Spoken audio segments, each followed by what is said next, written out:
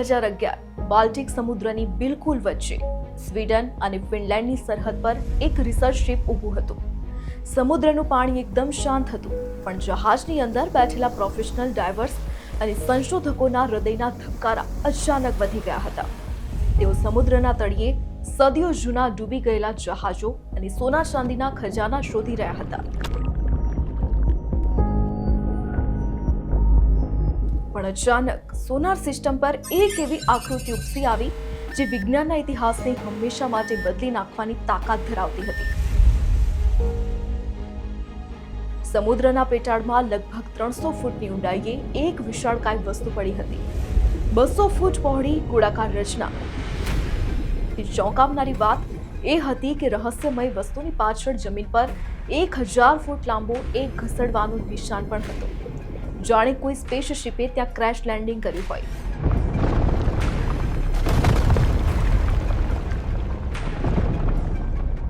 સમાચાર વાયુવેગે ફેલાઈ ગયા. હેડલાઇન્સ ચમકી, શું સમુદ્રના તળિયેથી એલિયન્સનું યુએફઓ મળી આવ્યું છે?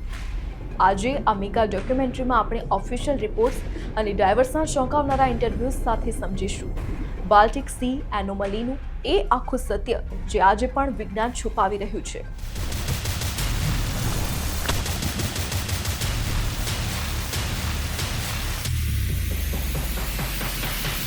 આ અદ્ભુત શોધ કરનાર ટીમનું નામ હતું ઓશિયન એક્સ.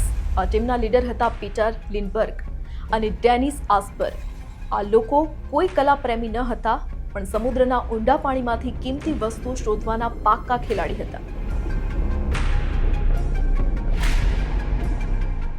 શરૂઆતમાં જ્યારે તેમણે સોનાર સ્કીન પર આ આકાર જોયો ત્યારે તેમને લાગ્યું કે કદાચ આ કોઈ બહુ મોટો પથ્થર હશે, પણ જ્યારે તેમણે સોનાર ડેટાને કોમ્પ્યુટર પર સાફ કરીને 3D ઇમેજ બનાવી ત્યારે આખી ટીમ સ્તબ્ધ થઈ ગઈ.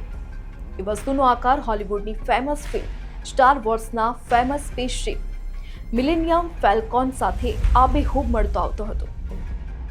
પથ્થરો ક્યારેય પરફેક્ટ ભૂમિતિમાં નથી હોતા, પણ આ વસ્તુમાં 90 ડિગ્રીના ખૂણા, સીધી લાઈનો અને પિલર જેવી રચનાઓ દેખાતી હતી. આ જોયા પછી ઓશન એક્સ ટીમે નક્કી કર્યું કે ગમે તે થાય, આ કાળી મજૂરી કરીને પણ સમુદ્રના તળિયે જવું પડશે અને પોતાની આંખોથી જોવું પડશે કે આખરે આ શું છે.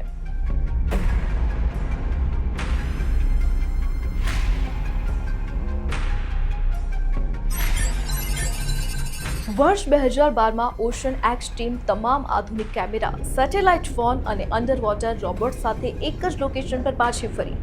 પણ જેવી ડાઇવર્સે પાણીમાં કૂદકો માર્યો, રહસ્ય એક ભયાનક વળાંક તરફ આગળ વધ્યું. ડાઇવર્સ જેવા એ રહસ્યમય ઓબ્જેક્ટની 200 મીટરની નજીક પહોંચ્યા. જહાજના બધા જ ઇલેક્ટ્રોનિક સાધનો અચાનક બંધ થઈ ગયા. સેટેલાઇટ ફોનનું સિગ્નલ ગાયબ થઈ ગયું, કેમેરા બ્લેન્ક થઈ ગયા અને અંડરવોટર રોબોટ્સના કંટ્રોલ તૂટી ગયા. ડાઇવર સ્ટીફન હોગબોર એ પોતાના ઇન્ટરવ્યુમાં જણાવ્યું કે અમે જ્યારે એ વસ્તુની બિલકુલ ઉપર હતા ત્યારે કોઈ એનર્જી ફિલ્ડના કારણે અમારા કમ્પ્યુટર્સ બંધ થઈ જતા હતા, પણ જેવો અમે જહાજને 200 મીટર દૂર લઈ ગયા, બધા સાધનો આપોઆપ ચાલુ થઈ ગયા. આ કોઈ સામાન્ય ટેકનિકલ ખામી ન હતી, કોઈ અદૃશ્ય શક્તિ અથવા મેગ્નેટિક રેડિયેશન ત્યાં કામ કરી રહ્યું હતું. સવાલ એ હતો કે જો એ માત્ર એક સામાન્ય પથ્થર હતો તો એમાંથી આવું પાવરફુલ મેગ્નેટિક ફિલ્ડ કેમ નીકળી રહ્યું હતું. તમામ મુશ્કેલીઓ વચ્ચે ડાઇવર્સ તે રહસ્યમય વસ્તુની સપાટી પરથી કેટલાક સેમ્પલ તોડી લાવવામાં સફળ રહ્યા. આ નમૂનાઓને સ્વીડનની પ્રખ્યાત સ્ટોકહોમ યુનિવર્સિટીના પ્રોફેસર વોલ્કન બ્રુચર્ટ પાસે મોકલવામાં આવ્યા. બધાને એમ હતું કે લેબ ટેસ્ટ આ રહસ્યમય પરથી પડદો ઉઠાવી દેશે, પણ રિપોર્ટે રહસ્યને બમણું કરી દીધું. ટેસ્ટમાં બહાર આવ્યું કે સેમ્પલમાં ગ્રેનાઇટ અને બેસાલ્ટ જેવા પથ્થરો હતા, જે જ્વાળામુખી ફાટવાથી બને છે. પણ આશ્ચર્યની વાત એ હતી કે આખા બાલ્ટિક સમુદ્રમાં ક્યાંય કોઈ જ્વાળામુખી જ નથી, તો પછી આ પથ્થરો અહીંયા આવ્યા ક્યાંથી? એટલું જ નહીં, કેટલાક ટુકડાઓમાં લેમોનાઇટ અને ગોએથાઇટ નામના મેટલ્સ મળી આવ્યા. આ એવા મેટલ્સ છે જે સામાન્ય રીતે કુદરતી પથ્થરોમાંથી આટલી શુદ્ધ માત્રામાં નથી મળતા. એવું લાગતું હતું કે આ કોઈ પથ્થર નથી, પણ હજારો વર્ષ જૂનું સિમેન્ટ અથવા આર્ટિફિશિયલ કોન્ક્રીટ છે, જેને માનવ કે એલિયન્સ દ્વારા બનાવવામાં આવ્યું હોય. જેમ જેમ લેબના રિપોર્ટ્સ બહાર આવ્યા, આખી દુનિયાના એક્સપર્ટ્સ પોતાની અલગ અલગ થિયરીઓ લઈને મેદાનમાં આવી ગયા. મુખ્યત્વે 3 મોટી થિયરીઓ સામે આવી. પહેલી થિયરી, એલિયન યુએફઓ. યુફોલોજિસ્ટનું માનવું છે કે આ લાખો વર્ષ પહેલા પૃથ્વી પર ક્રેશ થયેલું કોઈ પરગ્રહવાસીઓનું યાન છે, જે સમય જતાં સમુદ્રની માટી અને પથ્થરોની નીચે દબાઈ ગયું છે. સાધનોનું બંધ થવું એ આ સ્પેસશિપની ડેડ બેટરી અથવા રેડિયેશનનો પુરાવો છે. બીજી થિયરી, બીજા વિશ્વયુદ્ધનું સિક્રેટ હથિયાર.